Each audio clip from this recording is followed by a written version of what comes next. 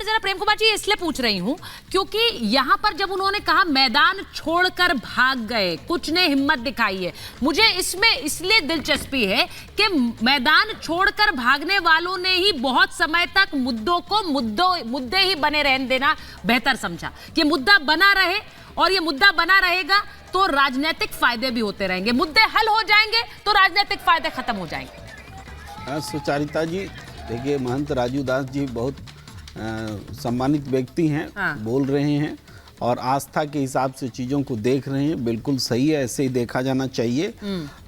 लेकिन एक बात है, जब राम आते हैं तो रावण का खात्मा होता है। राम आए हैं तो रावण का खात्मा होगा, अहंकार का खात्मा होगा, ये बात भी प्रतीकात्मक में आप समझ लीजिए। और जहाँ तक बात है राम मंदिर के निर्माण का, तो ये सच है महंत जी कि अधूरे मंदिर में निर्माण के कारण हमारे चार शंकराचार्यों ने इसमें शिरकत नहीं की। कई चीज़ों का, कई नियमों का पालन नहीं हुआ, इसलिए क्योंकि चुनाव से पहले इसको करने की एक मुझे प्रेम कुमार जी लग रहा है 1 महीने पुरानी डिबेट में नहीं हुए थी। ये 1 महीने पुरानी डिबेट लग रही है। डिबेट आपको पुरानी लग नहीं, इसलिए कह रही हूँ इस मुद्दे पर कितनी बार चर्चा कर ली हमने। 22 जनवरी अब अभी आज भी हम उसी पर चर्चा करेंगे क्या? 22 जनवरी से लेके आज उसी पर पूरा सदन चर्चा हुआ है, आप बोलते हैं। उन्होंने इतनी बातें कही हैं, उन्होंने बहुत सी बातें कही हैं, उन्होंने तो सीएए की भी बात कही, अमित शाह ने आज बड़ी बात कही, उन्होंने कहा सीएए भी आने वाला है। हमेशा बड़ी ही बात करते हैं हम, अच्छा छोटी बात नहीं करते हैं, वो तो हमेशा बड़ी ही बातें करते हैं। लेकिन आज राम मंदिर पर जब भी बात होगी तो ये बात होगी सुचारिता जी कि चुनाव के कारण अधूरे मंदिर का निर्माण हुआ है। इसीलिए आपने ये बात बोली है, इसीलिए मैंने वहां पर लोगों से बात की थी, जो मैंने शुरुआत में सुनवाई बात, राकेश जी अगर आपने सुनी हो, मैंने यही सवाल लोगों से पूछा प्रोफेसर रागी कि क्या राम मंदिर का मुद्दा एक राजनीतिक लाभ का मुद्दा है नरेंद्र मोदी के लिए। अब लोगों ने क्या जवाब दिया वो आपने शायद मिस कर दिया प्रोफेसर रागी, क्योंकि आप थोड़ी देर में आए। लेकिन राकेश त्रिपाठी जी, लोगों ने ये सीधे कहा कि 24 से जुड़ा नहीं, ये तो दशकों का मामला है। अगर ऐसा होता, मैं आ रही हूं प्रोफेसर रागी, अगर ऐसा होता राकेश जी, लोग ये कह रहे हैं तो इस पर अमल करके बात आगे, मंदिर की प्राण प्रतिष्ठा नहीं होती, क्योंकि नरेंद्र मोदी इस मुद्दे को आज से नहीं मान रहे, सत्ता में आने से पहले मांग रहे। मैं आपसे पूछ रही हूं, राम मंदिर का मुद्दा अब सीए चुनाव से पहले, ये आप लोगों के लिए चुनावी रूप से देखा जा रहा है, क्योंकि चुनाव से पहले इसका भी ऐलान आपने कर दिया।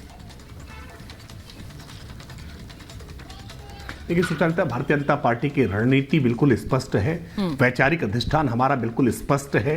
हम अपनी पॉलिसी पैरालिसिस के आधार पर नहीं चलते हैं। ये देश एक समय तक पॉलिसी पैरालिसिस का शिकार रहा है, लेकिन आज जब वैचारिक स्पष्टता होती है ना, तो आपके कदम बिल्कुल सधे हुए और साफ साफ दिखाई पड़ रहे होते हैं।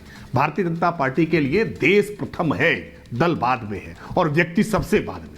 और इसीलिए आज देश में क्या क्या सकारात्मक अफर्मेटिव एक्शन लिए जा सकते हैं, सकारात्मक कदम उठाए जा सकते हैं, उसकी एक पूरी सिलसिलेवार तरीके से व्याख्या आज सदन में प्रधानमंत्री जी कर रहे थे। जब उन्होंने कहा ना कि इस देश में हमने ब्रिटिश कानूनों को लगातार हम झेलते रहे, लेकिन हम संतोष के साथ कह सकते हैं कि पिछले 10 वर्षों में हमने दंड संहिता को न्याय संहिता तक बदलने का काम किया है। इस देश की गुलामी की मानसिकता जो हम पर घर कर गई थी, उसको दूर करने का काम किया है। और प्रभु राम का मंदिर इसी गुलामी की मानसिकता से दूर होने का एक बहुत महत्वपूर्ण प्रयास है। यह हमारी आध्यात्मिक चेतना को जगाने वाला है, हमारी सांस्कृतिक चेतना को जगाने वाला है, हमें हमारे स्वाभिमान को याद दिलाने वाला है। हम किनकी संतान हैं, हमारे आदर्श क्या है, हमारा चिंतन किस प्रकार का है, हमारे संस्कार क्या है, हमारी संस्कृति क्या है, हमको यह बोध कराने वाला है। मुझे लगता है प्रेम कुमार जी की घड़ी की सुई अभी भी वहीं अटकी हुई है। बेहतर है कि यह चलायमान हो, यह जड़ता से बाहर निकले और चेतन होकर के जरा आगे की ओर देखें। ये जिस अपूर्णता पर टिके हुए ना, पूर्ण तो कुछ भी नहीं है प्रेम जी। इसलिए मैं कह रहा हूं अपने ज्ञान को भी पूर्णता की ओर लेकर के चलिए। आप बार बार जब कहते हैं ना कि शंकराचार्य नहीं आए, तो जरा शंकराचार्यों के वक्तव्य एक बार उठा करके देख लीजिए। और जो बातें जिन पर बहुत चर्चा हो चुकी है, अब वो चर्चा करने से फायदा नहीं है। आप आज लग रहा है कि राम मंदिर से फायदा है। काश कि ये फायदा कांग्रेस पार्टी ने देखा होता, काश देश की आजादी के साथ में 1947 में ही ये फायदा देखा गया होता। ये फायदा किसी दल का नहीं है, ये फायदा देश का है। भगवान राम किसी दल के नहीं है, भगवान राम देश के हैं। और किसी मजहब में मत बांटिए, भगवान राम आदर्श हैं और ये आदर्श सबके लिए होने चाहिए, दुनिया के लिए होने चाहिए। वो एक शासक जिसने अपने साथ राम राज्य का एक ऐसा शासन का फॉर्मूला रखा जिसमें किसी को किसी प्रकार का कोई कष्ट ना हो, जिसमें सामान्य व्यक्ति की हर बात को सुना जाएगा और उसको न्याय सुनिश्चित होगा। मुझे लगता है कि प्रभु राम के जीवन के हर क्षण से प्रेरणा ली जा सकती है। ये प्रेरणा काश की कांग्रेस ने ली होती आज तो शायद मंदिर पर भले ही देश प्रधानमंत्री ने बात कही है राकेश जी, लेकिन प्रोफेसर आगे चर्चाएं जो हैं बहुत ज्यादा सीए को लेकर भी हैं, क्योंकि गृह मंत्री ने कह दिया कि सीए लागू होने वाला है और हम इसे चुनाव से पहले इसको नोटिफाई करके इसे जारी करेंगे।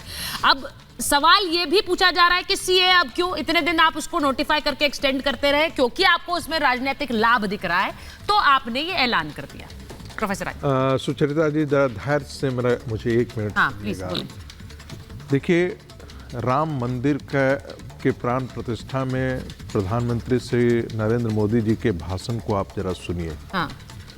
मुझे इतिहास के पन्नों में निकालने पर मुझे वैसा एक भी समुचित भाषण नहीं मिलता है जो इतनी गहराई, इतनी संवेदना, भारत की आध्यात्मिकता, भारत की संस्कृति, भारत के सभ्यता को परिलक्षित करता हो। यदि उसकी तुलना करनी हो तो स्वामी विवेकानंद ने जो शिकागो में भाषण दिया था वो, और महर्षि अरविंद ने जो उत्तरापथ में अलीपुर जेल से निकलने के बाद जो उत्तरापथ का उनका भाषण जगत प्रसिद्ध है, आप उससे तुलना कर सकते हैं, जिसमें पूरी एक गरिमा के साथ भारत के इतिहास को भी उन्होंने बोध कराया है, किस प्रकार से आक्रांता आए, किस प्रकार से हमारे मंदिरों को ध्वस्त किया और किस लिए राम होने का मतलब क्या है।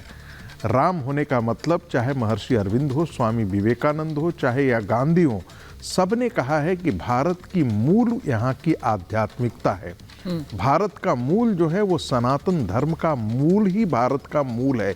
जैसे कोई चीज को आप धक्का दे देते हैं, असंतुलन होता है, तो वह अपने संतुलन बिंदु पर आकर के टिकने की कोशिश करता है। आपको कोई धक्का दे तो आप आकर के फिर से खड़े हो जाते हैं संतुलन बिंदु पे। ये भारत की संस्कृति, सभ्यता, सनातन मूल्य जो है वो उसका संतुलन बिंदु है, और राम उसके प्रतीक ही नहीं है। रामो धर्म विग्रह, राम उसी सनातन धर्म के विग्रह हैं। इसीलिए राम मंदिर की स्थापना एक नए भारत की स्थापना का उद्घोष है। यह एक नए भारत के उदय होने का शंखनाद है। दूसरी बात, इसलिए उसको राजनीति के चश्मे से आप निकाल करके देखिएगा कि ये नए भारत का उद्घोष भारत के गांव-गांव तक कैसे गया है। हाँ। इसका प्रस्फुटन आपको आने वाले दिनों में भी देखने को मिलेगा। दूसरी बात, देखिए जो कानून था, सीए का कानून, हाँ। वो किसी कारणवश से उस पर जो रेगुलेशंस था वो नहीं आया था। बहुत सारे दुष्प्रचार भी हुए।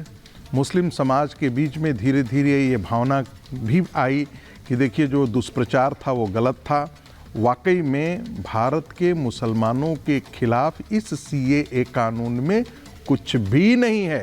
ये नागरिकता देने का कानून है, किसी की नागरिकता छीनने का कानून नहीं। यही बात